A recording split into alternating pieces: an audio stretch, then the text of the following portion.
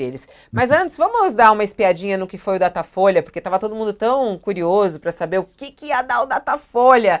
E o Datafolha mostrou um estacionamento aqui entre os 3 primeiros colocados na comparação com a pesquisa anterior. A gente está aqui com um gráfico no qual é possível a gente ver com um pouco mais ali para trás esse percurso de cada um deles. Ricardo Nunes, em azul, a gente vê que ele começa ali bem, tem uma caída e ele tem uma retomada e um estacionamento. De uma pesquisa para outra, ele permaneceu com os 27% das intenções de voto. Boulos, ele é em vermelho aqui, ele teve uma oscilação de 1 ponto percentual para cima.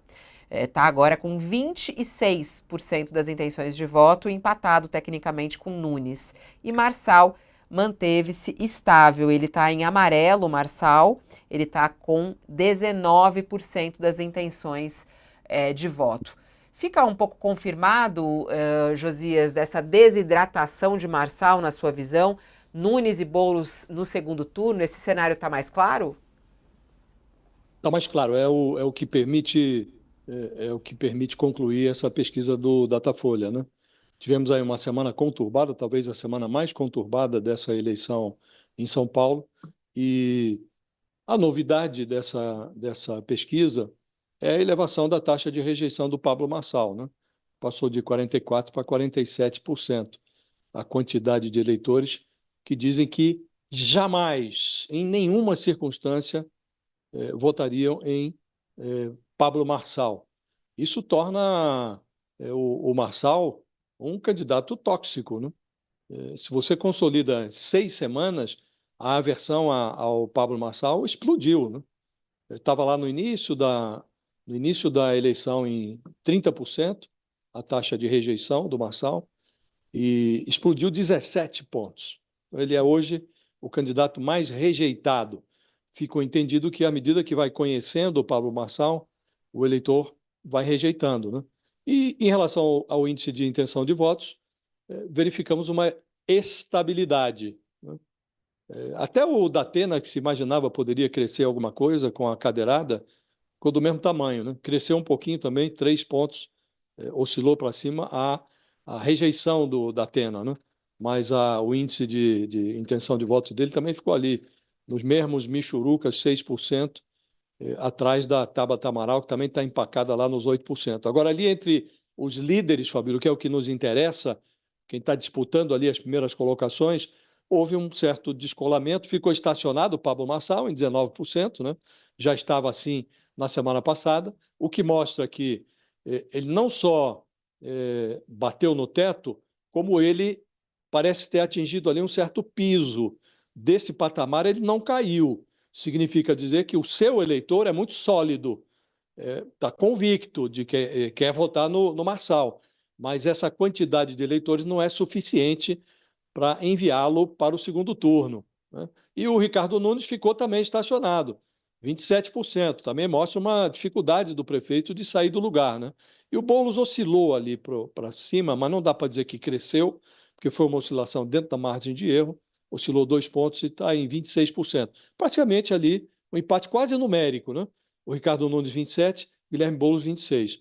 Então dá para dizer, Fabíola, que se você combina o percentual de intenção de votos do Guilherme Boulos e Olha isso aqui. do Ricardo Nunes, né?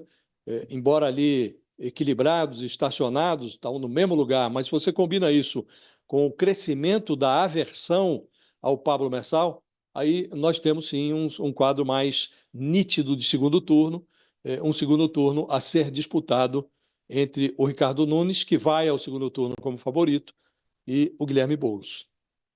Falou sobre a rejeição, né? Não, essa aqui é outra pesquisa. Eu vou até buscar aqui no telão a questão da rejeição. Esse é um ponto de partida para analisar a pesquisa da Datafolha, né, Thales? A rejeição a Pablo Marçal, ela só sobe desde o início. Se há um estacionamento em outros índices, a rejeição a Pablo Marçal, ela só sobe. E é uma coisa muito curiosa, até estava assistindo ontem uma entrevista do Pablo Marçal, E ele falava sobre o ódio que as pessoas têm a ele. E ele estava vendo isso como algo até positivo. Ele usa essa tática. É uma pessoa que me odeia e uma que me ama. Uma que me odeia e uma que me ama. Essa rejeição de 47% diz ele que não o incomoda. Mas, pelo que a gente vê na política, não é bem assim, né, Otales? Como é que você analisa essa rejeição de Pablo Marçal e o que ela diz a respeito do futuro aqui da eleição em São Paulo? Olha só, eu pensei que a cadeirada daquele debate do UOL ia ter algum resultado na pesquisa. Não teve resultado praticamente nenhum. Continuam os três lá com os mesmos índices praticamente, 27, 26, 19. A rejeição mudou. Aí eu imaginei, então o resultado da cadeirada foi na rejeição. Mas aí você vai analisar o, o, o crescimento, a linha, o filme da rejeição, você vê que ele está mantendo esse crescimento da rejeição à medida que vai sendo mais conhecido. Ou seja, quem mais conhece Pablo Marçal, mais o rejeita. É isso que está acontecendo nessa campanha com relação à rejeição. Outra coisa que me chama a atenção nessa pesquisa é o seguinte: é a dificuldade que o Boulos vai ter no segundo turno. Olha só,